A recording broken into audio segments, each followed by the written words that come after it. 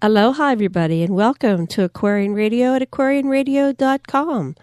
I'm your host, Janet Kier Lesson, with co-host Dr. Sasha Lesson. It is March 10th, 2014 at 10 a.m. Hawaii time. Today we are doing an episode of Peace Paradigm called Planetary Oligarchy Series Part 3. And we're featuring a book and an author, two authors. The book is called Elementary, My Dear Waleed. Book 1 of the Planetary Oligarchy series, written by authors Reynaldo Duarte in collaboration with James Clayton. And Dr. Les would like to say a few things before we begin. Here you go. Yes, for those of you who have been following our train here, we've been looking at a number of false flag events that have been staged over many, many millennia, the most recent of which being 9/11, and the one that perhaps is coming up is an Armageddon scenario around the Middle East, and it's imperative that we really listen to this very patient and thorough researchers here, James and Reynaldo, who are showing beyond the shadow of a doubt how this particular false flag of 911 was perpetrated and who's behind it. And they are detectives, and the evidence is there. Once you consider this evidence, there's no turning back into the veils. You'll know the truth. So go for it. So we have James and Reynaldo there. Where are you at? You're in Panama, right? Both of us today are in Panama. Right, both at an internet cafe in a booth, sharing a mic and a headset. So has to be. So that's fine. We're going to kind of go back and forth. If you could maybe limit your statements to 3 to 5 minutes and then pass to the other person. Okay, would that work for you? We'll do our best with that one. Okay, and we're going to go for about an hour from 10 to 11 a.m. Hawaii time. What time is it in your time zone? That'd be 3 to 4 p.m. 3 to 4 in the Eastern time zone. Okay, so go ahead, James. What would you like to address today in part 3 of the Oligarchy series? First of all, what is oligarchy? Can you explain that term to our listeners? Oh, okay, James. Hi. What would you like to tell us? Where would you like to start today? And one of the things I wanted to explain to our listeners is, what is the meaning of the word oligarchy? Mm-hmm. We rule a dictatorship by several people. Usually there's some relationship between them. What we would call it, actually, I think it has more of a criminal nature to it, since it's usually achieved by a dictatorship of several. Right. Seems to be like a hierarchy, like a top dog type of thing. And unfair. Right. And it's unfair. There are those at the bottom.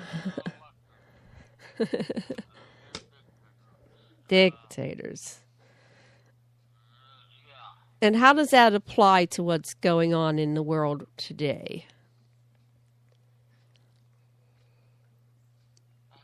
Oh boy. Well, you can. There are far too many governments that have taken that route, shall we say. The United States is notable among them. Yes.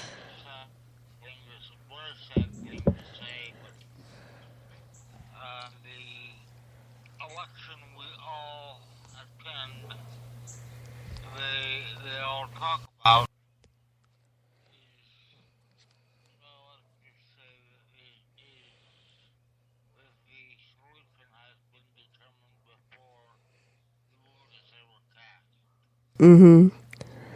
So, Sash, do you want to add to that or ask a question? Just from my perspective, this has been going on for a long time. The people on the top do a phony divide and rule, and these are the descendants of the Anunnaki, and they're half-breeds with us Earthlings, and they are behind the scenes controlling everything that goes on in this planet, and their rule is only based on our ignorance, and it's what you guys are doing that's going to help us break that ignorance. Yeah, it is a start. It's going to tell a lot of people, I'm sure. So what would you like to share with our listeners today about your research and your discoveries about this oligarchy? What can I share with them? There's really one for you. Yeah. Okay, Ronaldo. Okay, Ronaldo, would you like to begin today? We're talking about the planetary oligarchy and how it developed and how it operates. And how it's affecting our world to this day. Well, this really is the whole subject matter of this lengthy series of books. When I realized, as I was getting started, in fact, practically the early stages of my writing, elementary, my dear Waleed, and researching as I went along, I realized that economic activity at virtually every level of society is controlled by the same group of families. What taught me that unequivocally during my first few nights typing away on computers, doing internet searches on call center owners in India, Pakistan, and Bangladesh. I typed in the name of a company that owns a rather large chain of call centers throughout India. The company's name was WNS Global Services. So I typed them in to find out who owns them. And when I saw the name Warburg come up among the owners of a group of call centers in India, a chain, of call centers, I knew right away that what I was researching was not a simple story about a group of drug runners and money launderers. The moment I saw that name Warburg staring at me from the computer screen, that just told me, uh-oh, you've stumbled into something big. And I'm sure all of us here know who the Warburgs are. For the benefit of any listeners that don't, they're among the families that are among shareholders of the United States Federal Reserve banking system. Right, and how many, have you determined how many families there are that kind of rule the planet? They own you. And they own us. Do you have their names? It would be between 8 and 13 families. 13 families. Between 13. I'm still researching into that particular aspect, but I can rattle off a few names for right now. Obviously, the more famous ones, Rothschild, Warburg, Windsor, the Lee family from China. In North America, the North American partner families would be the Morgans, Rockefellers, Bronfmans. Now, those three, though, they're junior level partner families. Okay, you'll have to explain that. What I mean by this is North America's partnered families among this planetary oligarchy they're subservient to the Rothschilds, Warburgs, and the Lee family. And to a similar degree, the Windsor royal family of Britain as well. So is there one family that's the top of the top?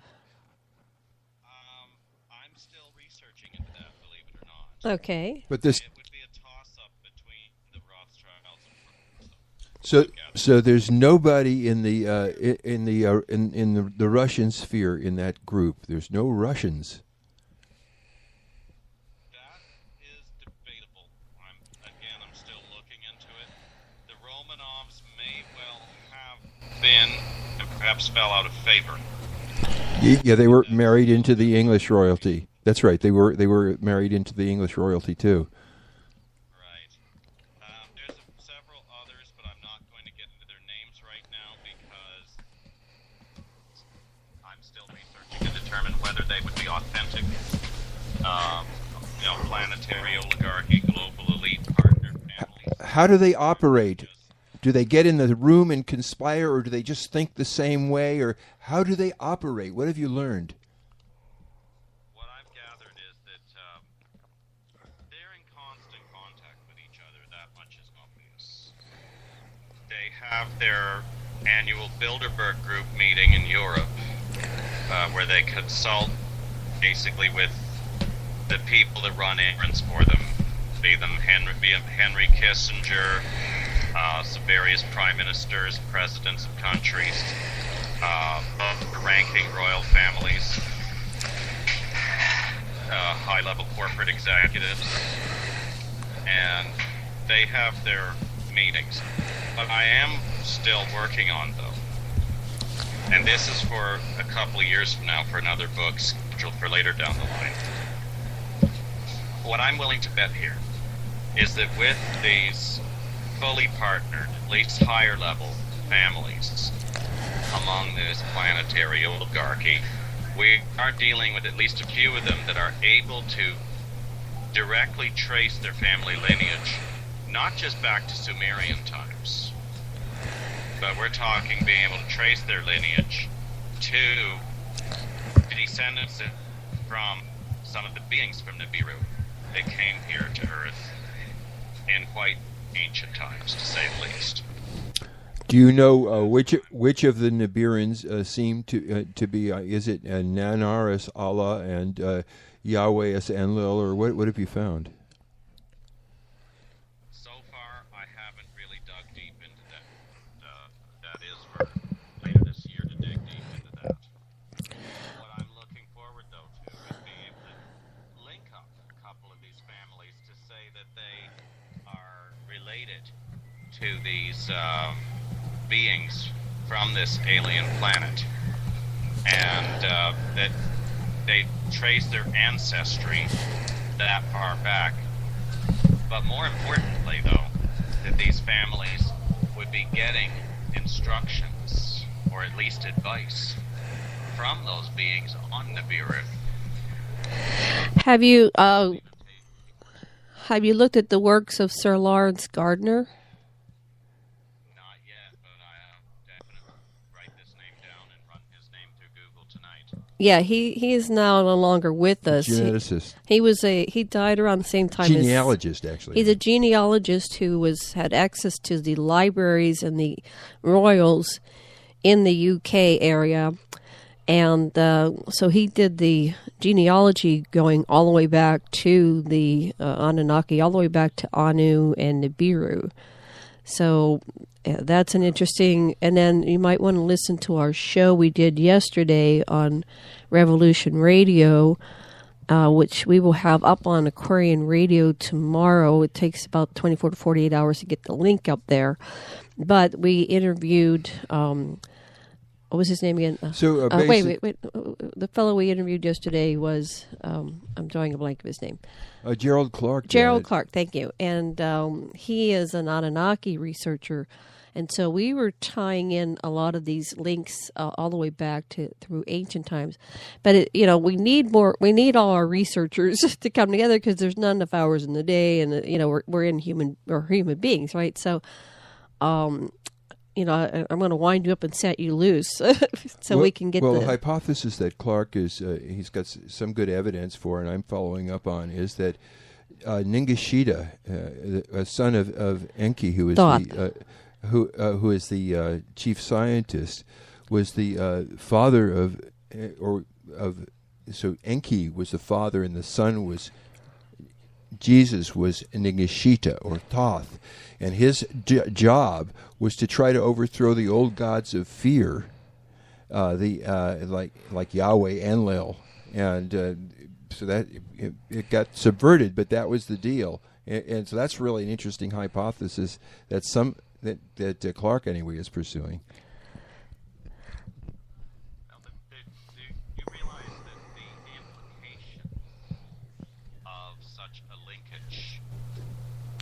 could be very widespread throughout the human race. It could free us. Largely explain. Yeah, it would free us, but before it did that, it would obviously enrage a lot of the population of this planet. Because when you think about it, Sasha, what started the wheel turning in my head, as I said last week, seeing how that political ties of political protection in many different areas of human endeavor have meant the difference between being allowed to succeed in your endeavor versus ending up behind bars. Yeah, you're right. Right. And just, I ask you both to think about this for a minute. How kindly do you think most people are going to take to it when they do put 2 and 2 together and come up with 4 on this one? That, yeah, no wonder this old friend of mine who had a wonderful business idea that would have worked had criminal charges fabricated out of thin air against him and ended up spending 6-8 years behind bars for something that had nothing to do with what he was doing, and he wasn't even doing it. He was totally innocent. Whereas these other people who are as criminalistic as the day is long were let to run roughshod over the whole world and become billionaires. Yeah, I see what you mean. Yeah, you know what? You know, we got to go beyond that. Gandhi said, if we go by eye for an eye and vengeance, the whole world will be blind. And so what we really have to do is have just reconciliation and truth, and not try to even any old scores, but just try to just make it work without oligarchy, without hierarchy, with respect to the consciousness of everybody. Well, we have to go outside of the matrix in order to do that and see who we are as eternal beings, as souls. As long as we're in the game, in this play that has been set up of polarity, we're going to not see each other as one. We'll see each other as separate and someone in opposition to self. That's my observation. Maybe we should give James a few minutes here. Thank you, Ronaldo. And yeah, we'll go back and forth. Thank you.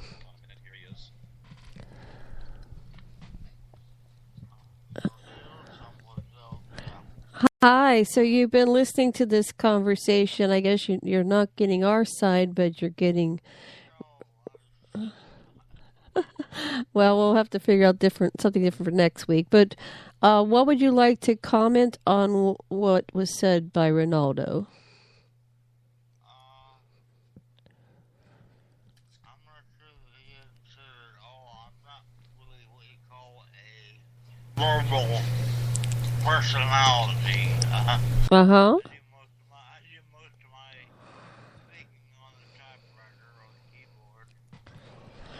Well, you have essential information that is you've added to this book and to this research, so we want to pick your brain here while we've got you on.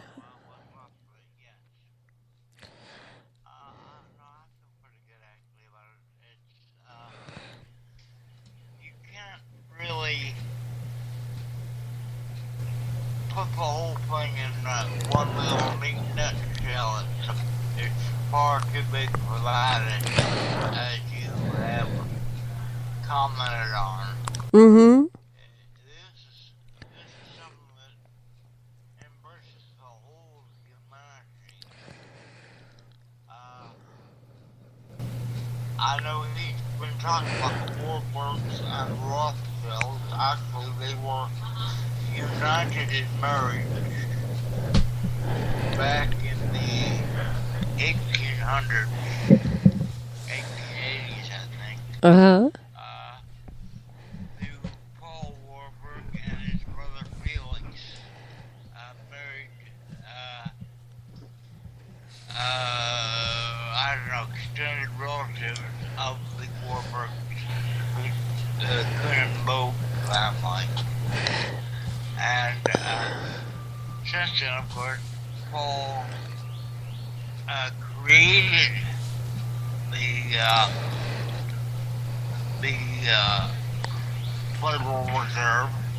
It was actually designed after the Reich Bank, operation in Germany, and has more or less passed on to us. Been passed on to us almost without change. Almost. Those some minor changes without significant. So this was what year? What time period did he create this? The actual meeting he set up was in 1910 on Jekyll Island, Georgia. And he was very secretive at the time. It's since become quite notorious with the publishing of The Creature from Jekyll Island. The Creature from Jekyll Island. The Creature from Jekyll Island. And is that still in public? Is that still in publication? Don't know. Okay, we'll have to research that. Yeah, the book is, there have been several books on it. Uh-huh. Now, you can just look Paul, you can look Warburg up on the internet. Paul Warburg, Okay. Jekyll Island. It's all there, including Aldrich the senator from Rhode Island and the deputy secretary of the Treasury and 5 of the major financiers up here in the U.S. At the bottom of the list was Paul Warburg. But oddly enough, he was the one that instigated it through Aldrich. They want to find, they just sat down and had a nice little talk. Mm-hmm. He convinced Aldrich to create this movie, which eventually created the Federal Reserve. So we're still operating under this system that was created by Paul Warburg. Paul Warburg, about a year before he became a citizen of the U.S. Okay, Sash, do you have a question? No, let's move on. We got an idea of what oligarchy is and who these people are, and that these people are being directed by the tall Nordic Nibirians that are still around, still running things, and that this group of people orchestrates false flag events to divide us and to keep us pitted against each other. And instead of noticing that we're being exploited, and what ultimately the Walid book is going to do, it's going to allow us not to be beholden to and inferior to any other consciousnesses. We are unique and we have much to contribute, and we don't need these external gods to rule us. Nobody needs to rule us. Amen. All right. Well, let's give it back. Let's give it back to Ronaldo for the next round. Okay. Thank you very much, James. Hi, Ronaldo. Okay. So I don't know what you gathered from that, but Sasha, can you try to tell Ronaldo where you wanted to take the? I would like to know about the evidence that was.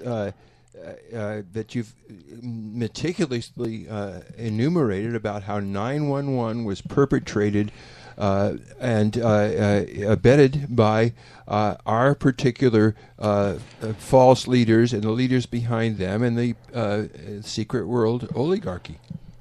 Here's the first thing that tipped me off to it. What I noticed watching live on a television news program when I was still living in Phoenix at the time that September 11th happened. The way that those two buildings fell in on themselves, just watching those buildings come down, It's all it took for me to know that this was a big being put on. Because let's face it, if an airplane slams into a building, that is not going to cause a neat and orderly collapse like what happened there. It just isn't. And as you saw in Appendix B of my book, I greatly elaborated upon that. It took many pages, but paraphrasing out of what I said in there, if airplane fuel could have caused those buildings to collapse as neatly and orderly as they did, why is the building demolition industry such an elaborate industry that to be a technician for building demolition requires having to take a year-long program at a community college or other school to how to do that? A very intricate placement of explosive charges, weeks of planning at least. I mean, why have to do that if all you need to do is spray some jet fuel on building and let it fall in on itself? You know, that right away was what tipped me off. That this whole thing had been staged. So the very first thing you see, if you see this on film, and you say, "No way, that could not have been caused by the plane." Thank you, and I watched it live on television on September 11th, 2001.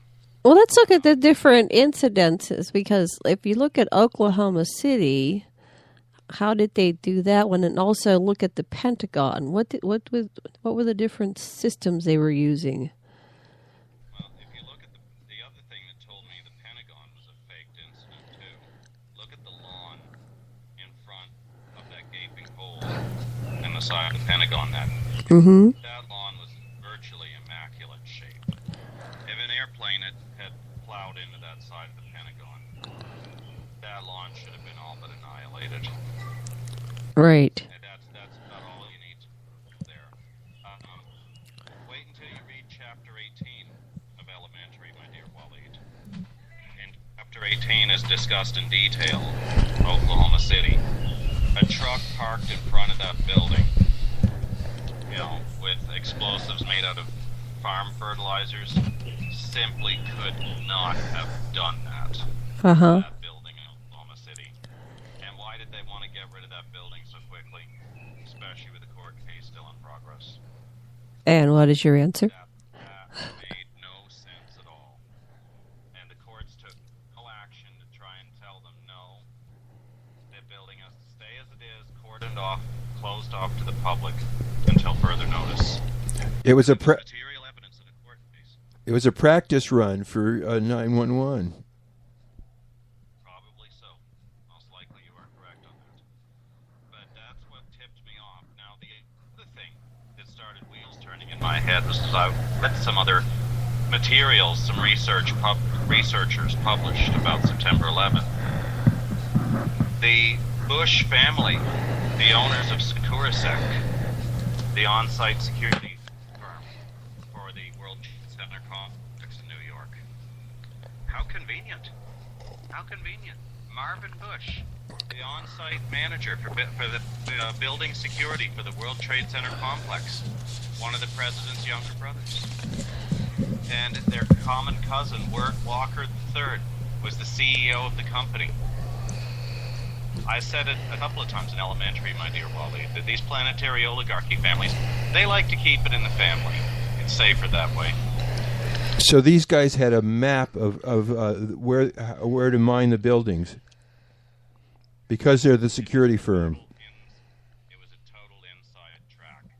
Right. In order to be able to provide security for such a large building complex, they had to be privy to a lot of not for publication information about those buildings. They're the only people that could have so expertly placed the demolition charges that were needed to bring those buildings down as neatly and orderly as they came down. And what about... this is the Bureau of Firearms and Control, that one, right? Yeah, I mean, building number 7. Yeah, I was just going to say, what about building number 7? Yes. As you saw it there in Appendix B, there was some fascinating building was built like a tank. Even if an airplane would have plowed into it, it shouldn't have fallen in on itself. No airplane struck it at all. And as I'll just say one last time, that building was built like a tank. There was no logical reason for Building 7 to come down. Somebody was hiding something. Right. And again, Securasec's mandate included Building Number 7. So that was their planning center. They were covering up the evidence. Oh my gosh, CIA. They were one of the tenants of Building Number 7, the Central Intelligence Agency. Wow. Wow. So, inside track all around. An inside track all around. Did you hear about the gold that was purportedly underneath and taken out in wheelbarrows before the collapse? I know exactly where that gold was taken to. That gold was transported to Canada for safekeeping. Wow. Much of that gold was actually owned by Scotiabank, which is a Toronto, Canada-based banking company. And you notice something else. Since September 11th, 2001, Toronto has overtaken New York City as a major financial center as far as importance worldwide. Yeah. More money now goes through the Bay Street financial community. I used to live within walking distance of that Bay Street financial community. I was there in Toronto during the 2008 financial crisis. I might have mentioned it to you. Forgive me if I have mentioned it on previous occasions. But It's okay to repeat. Important stuff needs to be said again. Yeah, go ahead. Thank you. Especially in Toronto, the people there in Canada, they were just laughing. Well, the financial crisis was racking the United States. Well, millions of American families had their homes, their mortgages foreclosed upon, and banks across the United States closed their doors for good, and some people lost their life savings. Or even if they did manage to get part of it back through the FDIC, that took months, maybe a year longer. In the meantime, they were suffering incredible financial hardship. Not one bank in Canada failed. The Canadian dollar surged ahead of the U.S. dollar to be more valuable than the U.S. dollar. And financial community in Toronto was booming. And a lot of my old neighbors, we were watching live on television the bailout hearings before Congress, and some of my old friends when I was living there in Toronto, they were just beyond bewildered that such huge corporations were having to beg the government of the United States to bail them out. And that's a whole other issue, also covered in some subsequent chapters of Elementary, my dear Wally, just exactly from where some of that bailout money came. So you'll find that fascinating when you come to it. You know what else I'd like you to rap about, if you would, is that the remarks made by government officials that showed that they or the people that own major stock, that they had made knowledge in advance, like Bill Clinton in the Murrow building saying, "Oh, it's Al Qaeda." Oh, no, wait, I'm saying that too soon. The evidence that they knew in advance and had prepared for this, and they expected it. And I would like you to sort of review what you found out about that. Larry Silverstein took out an astronomical insurance policy on those buildings, and he became practically a billionaire from that incident. Wow. So, if that isn't indicative of having been forewarned, I don't know what is. Sure is. There was a lot of insider trading. There was a lot of stocks trades that were done, various call options and put options on the New York Stock Exchange. A couple of them, the people who'd done those trades simply had to forego collecting the money because they would have been arrested if they'd gone in to collect the money, because it was just so obvious that it was an insider trading deal. So they had to just leave the prize unclaimed. So it was United and American sell short kind of thing. That's exactly what happened, basically. The various different companies throughout the world that benefited from it. For example, Bayer Aspirin Company over in Germany, and the subsequent scandals regarding the anthrax letters. They made a ton of money from sales of Cipro. Oh, yeah, Cipro. I was using that for a while. So these are just a few of them, and yes, there's a whole chapter in Elementary, my dear Wally, that covers that. More than 15 pages. Do any of them lead to Mr. Cheney Rumsford or Mr. Bush? A lot of them do. A lot of them do. It would take too long to get into here. But the point of the matter is, notice something. All of the families that benefited of this, if they weren't global elite, they were people that run errands for global elite families that become trusted servants of them, or at least somewhat trusted servants of them over the years. And they got to make some quite good money doing the sort of thing that if you or I were to try and do it, we'd go to jail. Right. We'd be charged with fraud and insider trading if we tried to make stock trades in the same way they did, especially with foreknowledge of an impending disaster. The point of the matter is, though, that they wouldn't dare have gone after some of these people criminally, because they would then be forced to admit in court that it was possible for anyone to have foreseen September 11th. Did you find that they were leaning on honest, if there is such a thing, honest investigators from the FBI, perhaps, who were trying to find out what really happened, or are they all in on it? Was there anybody that whistle blew and tried to tell what was really happening? There have been some whistleblowers. There have been some people that just vanished. For example, Paul Wellstone, they arranged an airplane accident for him. Other investigators tried to investigate certain leads and got instructed to cease and desist their investigations, or just plain stonewalled. Even Robert Mueller, the former, I'm not sure if he's still director of the FBI or if he's a former director. I don't have that info right in front of me. Former director, thank you, Jim. He came right out and said it, that their investigations had turned up practically as zero. Been among documentation that was found in Afghanistan following the invasion of Afghanistan. Still didn't help them in the slightest. And as I also mentioned it in Appendix A, if Osama bin Laden was really as ill as they said he was, then what would have been so difficult about following, during a certain time frame, the shipments of kidney dialysis machines, considering that only a very finite number of companies in the world can even make a kidney dialysis machine? How difficult would it be to follow that? I wanted to... So he was the patsy. Yeah, he was patsy, yeah. I wanted to bring this... Go ahead. Well, I just wanted to bring this forward in time, and we can keep going back and forth, but, we have a lot of stuff happening on the planet right now.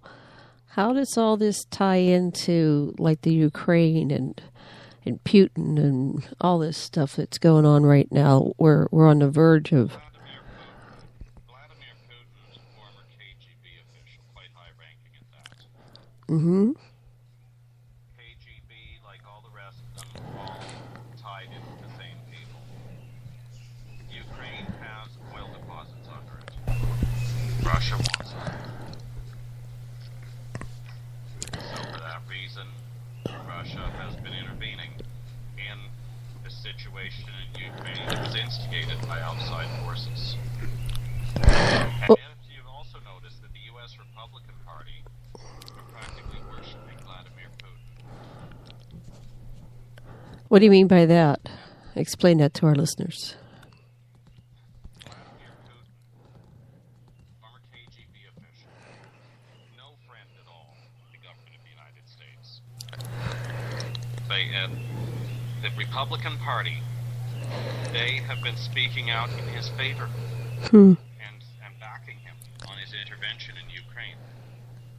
This same Republican Party that is set up to sabotage everything that Barack Obama did try to do before he finally just had to give up on making a lot of the meaningful changes he wanted to make in American society. I'm not saying that his ideas were totally wonderful ideas, but I remember the idealism with which a lot of Americans supported Barack Obama in 2008, during the final months of 2008. Right. But that has all but 100% evaporated now.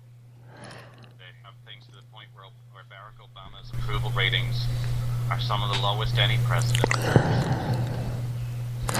Well, there's been a lot of polarizing here in the United States and no cooperation. But it seems to be, if we take it from the planetary position, they always have these plays going on. And there's really an agenda, a higher agenda than what is apparent. So there have this Obama-Putin play going on. And people are picking sides. Go ahead, Sasha wants to say something. I want to say that it took months and months, or maybe even a year, to prepare the Patriot Act, which Barack Obama, as a senator, signed. Knowing full well that he was going to be president, and he was going to use the powers, if he needed to, of that act to create a state of emergency, or whatever you want to call it, to curtail our civil liberties. And he was elected on the promise, I will extend the war in Afghanistan, when he knew damn well what was really going down and what bullshit this was. That's my opinion. You're probably right. When you think about it, only one member of the United States Congress, a senator from Wisconsin, what was that senator's name again from Wisconsin that made the mistake of speaking against the Patriot Act? At this moment, I have his name on the tip of my tongue, and I can't get it to go. James, you got it. Oh, wait, Sasha has it. What was his name again? That senator from Wisconsin that spoke out against the Patriot Act. You, It wasn't Alan Specter, was it? No. No, Arlen Specter's Pennsylvania. That's all. Okay. No, this was a senator from Wisconsin. We'll figure it out later. I got his name right on the tip of my tongue, and it won't come out. The point of the matter is, he spoke out against the Patriot Act. All right. He's no longer a senator. Right. And Barack Obama obviously had to go with his party line, because both parties had basically been told by their superiors among the planetary oligarchy that this is a law that you're going to have to support. Well, if you look at Barack, he was being prepped for president for years ago. I mean, look at how he spoke up at the Democratic. He did the keynote speech. I forget who it was, which election, and everybody was going, "Oh, look, this is a future president." Way back then, but we have a friend, Andrew Bishago, who says that he was in a program with Barack when they were teenagers, and it was announced that Barack was going to be a future president. First, he formally joined the CIA. That was the other thing. Right. So we were tracing Barack's story back. And Barack is not one of the top, like we're talking about the top families. He's just one of the puppets, from what we're getting. Yeah, but the hope is like with Jimmy Carter. Even Pharaoh has a loving, empathetic part, and so that even you have these people doing these horrible things like sending out drones to murder people and stuff like that. They're kind to their dogs anyway, or there's a nice part of them that perhaps can be accessed. And he's certainly better than the alternative. That's if you're given a choice between Obama and a Republican, of course you're going to choose Obama. Yeah, it's like here in the United States, there's no one to vote for anymore. It's the same as Nazi Germany. We've got Hitler's and variations on the theme, and so this just brings it to the forefront that elections are all fraudulent, each and every one of them, and there is no freedom of in that aspect that we can actually elect somebody. We've just got a bunch of dictators running the world. Very true. The only thing I think that could make a difference in the coming years is if so many people refused to vote on an election day that they could not tabulate an election result. It would have to be simultaneous, almost unanimous, and something on that level. Election a boycott. The Aussies passed a law saying that if you don't vote, you get a fine. So everybody votes to save $50. So they would come up with something like that. The point is, we have to stop participating in this farcical government, which is just a cover for this planetary dictatorship. Yeah, and all the governments, there is no escape. All the Heinlein said it. He said. Anyway, he did it in a joke, but there are no governments that really represent the people, and that's because these are a bunch of Anunnaki, Yahweh, who is Enlil, and Allah, who is his son, probably Ninurta, right? These people, it goes back pre-Sumerian, these people don't love us, they don't love humanity because they're not human. They are Anunnaki. So let's let Jim say another 5 minutes here, and then we'll bring it back and wrap up the show. Hi, Jim. Okay. Hi, Jim. What would you like to add to that conversation? Sorry we had such a long pause, but it was fascinating what was being said. What would you like to add?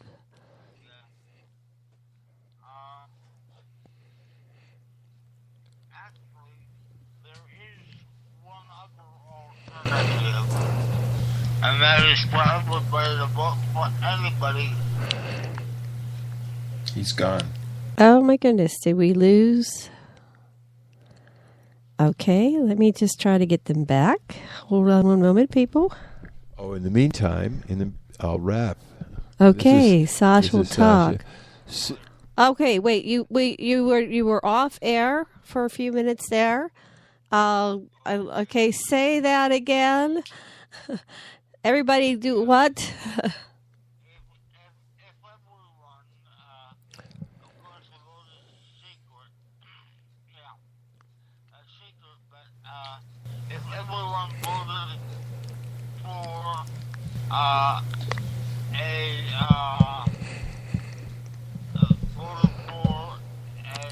someone who is not a Republican nor a Democrat, but a Libertarian, a Green Party, or whatever, it would send a very long message to Washington, D.C. I like it. I'm voting for Andy Bashago, got to tell you. Yeah, I wish we could just write in our name, just write in who you want to vote for.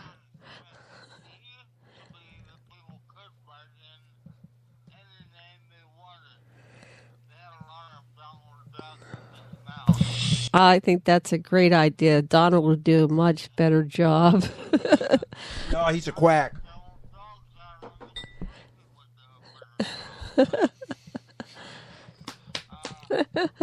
Well, maybe we should rotate. Every day you get to be president. Tomorrow you're president. Next day I'm president.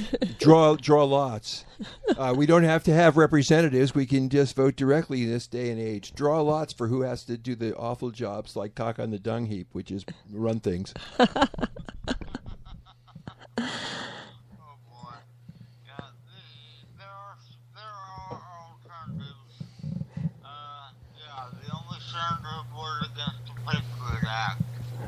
Yeah.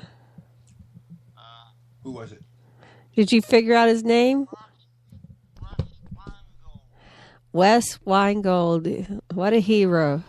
Russ Weingold. Russ, we salute you. Russ, we salute you. You are a mensch, a real human being.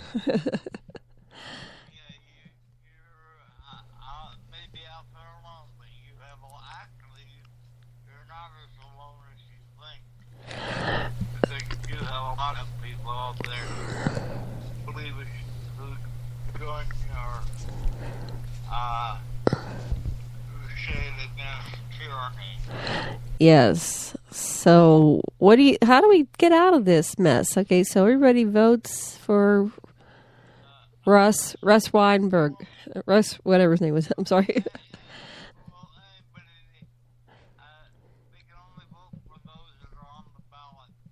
See, that whole thing just makes it crazy. Stop using banks. Okay, yeah.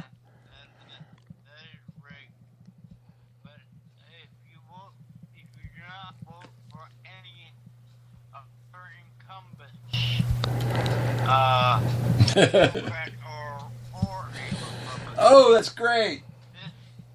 This would destroy their control of the situation. Brilliant. But don't they just control all the computers and the elections and the counting, and there's no... Well, maybe to a certain extent. Yeah, and they hang Chad if he doesn't play well with them.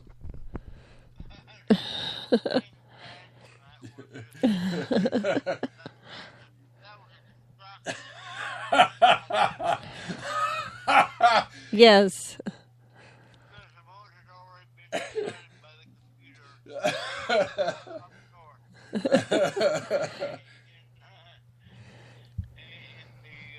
the central part of Florida, that had already been decided by the computers. Right. And they did again 4 years later in, what was it, Indiana? Yeah. Same game. It's probably happening every election somewhere. And Roberts has taken Sandra Day's place. What's that you say? Roberts has taken Sandra Day's place as the backup for those guys. They're the goalies, just in case it gets past them. Oh yeah, in the Supreme Court. Wow. The Supreme Court is not supposed to have to do with it. It's supposed to go to the Senate. Yeah. So much for the Constitution. So much for the Constitution. You know, the Constitution wasn't that great for black people, got to tell you. Well, it actually was. They were playing with it. Because back in those days, they had it with the reality of what it was. Yeah. Yeah. It got changed rather violently. And the sad part is it probably wasn't necessary. 20 more years, and slavery would have been a thing of the past because it could not survive in a changing industrial age. I agree. Yes. Good analysis. Yes. So, what was it, 500,000 Americans died for nothing? Right. Well, the wars are set up to call the population periodically. There's just too many people. We got to kill them off and have a war somewhere. Yeah, well, now we're up to 7 billion. What are they going to do next? That's frightening, isn't it? Well, that's what we're from the talking about. get-go, the Anunnaki used germ warfare and diseases and starvation techniques as well as debt, so that and slowly weaken people until there's a huge die-off. Well, that might be what's going on with Fukushima and the depleted uranium going into the atmosphere and the chemtrails.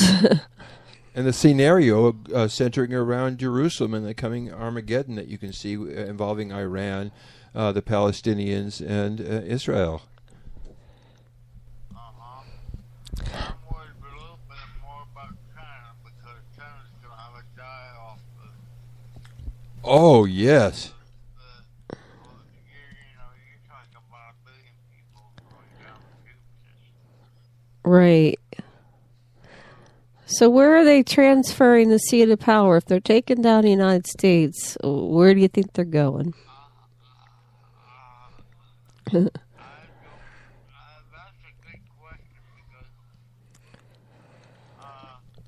from a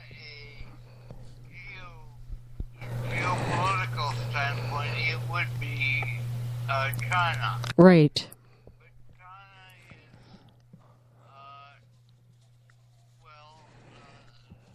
as far as the products go, there is no quality control, and the same exists in their government. Oh. No quality control, no way to control the situation. So, with a billion people, but it's impossible. Right. So, I suspect, I do not know Okay, let's go for it. A real wild guess that could be Brazil. Oh. Well, who's it? Heinlein had Brazil as the major city of civilization, Rio de Janeiro, and Starship Troopers. Yeah. Wow, so that makes sense. Oh, yeah. Mm-hmm. Yeah, he was it's kind of, when you read something like Starship Troopers, the movie, Uh-huh. it's kind of hard to believe it. One little guy with a little mustache and a great big smile Mm-hmm. could write such things, you know? And he did. I don't know if you ever met him. I met him once. I met him. I was very young. Well, we're running out of time. We're going to have to bookmark it right there. So look out, Brazil. See the powers coming your way. Goodbye, Jim. Let me just say, Ronaldo. Hi. Yeah, we got just a couple minutes here. Final words from you. What would you like to say? And we'll wrap it up. Next week, we will discuss more the details through which I can prove that it took at least 10 years for that Patriot Act to be written before it was voted on in the U.S. Congress. That's wonderful. And I did find it Russell Feingold. Found that that was the one senator.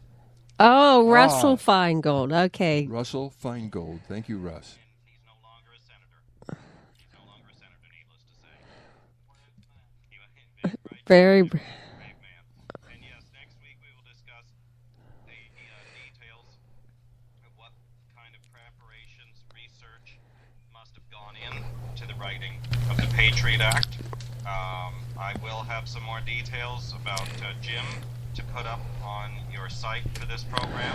Great. And please don't forget to put the picture of the cover of the book that I sent you. If you haven't already done it, please do. Okay. And what I'd like before we sign off here is if you could send me a description of what we talked about today. You'll have to listen to it to get all the pieces. And a description of, just a couple paragraphs, 2, 3, 4 paragraphs.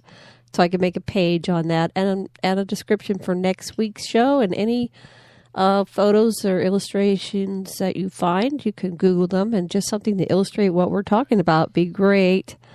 So And also a little thing about Jim. This section from his 1990 book, New World Order, the part titled about the author. excellent. I'd like to have that. Text of that, so you could repost that on the site. Okay. Do you have a promo for Elementary, my dear Waleed? Yeah. I sent the image of the cover and an email address through which I receive inquiries. Okay. Okay. If you could just send us a little promo for your book, describing the book, just about 1 or 2 paragraphs. So sorry to do all this stuff online here, people, but he's living in Panama. And sometime, I know that's not what the show's about, but I want to know the real story behind the U.S. invasion of Panama. It just seemed like a lot of innocent people got killed for some CIA bullshit. Yeah, well, we'll go over all those things. Manuel Noriega got a little too greedy. That's basically what happened. All right, we're out of time today, so we'll go into these things in greater depth next week. So, everybody, thank you so much for joining us today here on Aquarian Radio at aquarianradio.com. This has been Planetary Oligarchy Series Part 3 with Ronaldo Duarte and James Clayton and your host, Janet Kira Lesson and Dr. Sasha Lesson. And everybody all together now say aloha. Aloha. Buenos dias. Until next week. Until then. Thank you.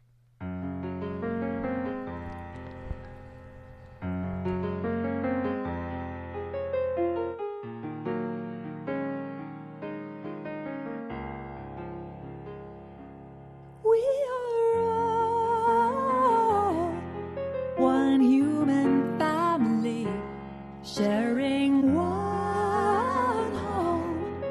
Our home is a planet of peace, planet of peace.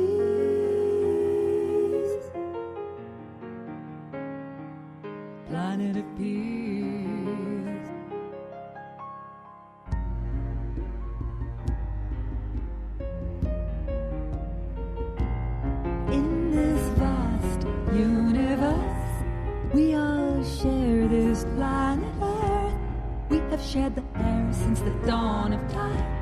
No one takes a breath saying this one's mine. We share the sun, we share the seas. It's time to learn to share the lands in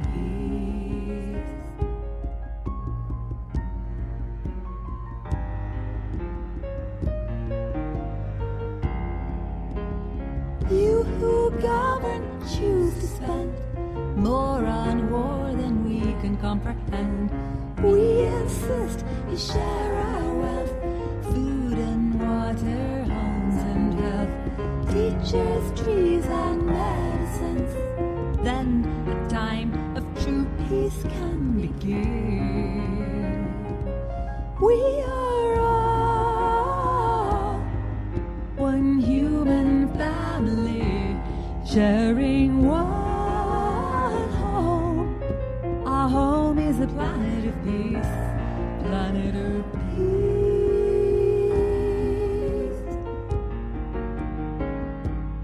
planet of peace. You of every nation are family to me. I feel such consternation that you suffer while I walk free. I will do all that I can to help unite this family of woman, child, and man. The leaders of our nation, are they wise as well as strong, or boys in imitation, pointing daddy's gun, threatening the future, endangering us all? The people of all nations are united to end all war, for we are one human family, sharing one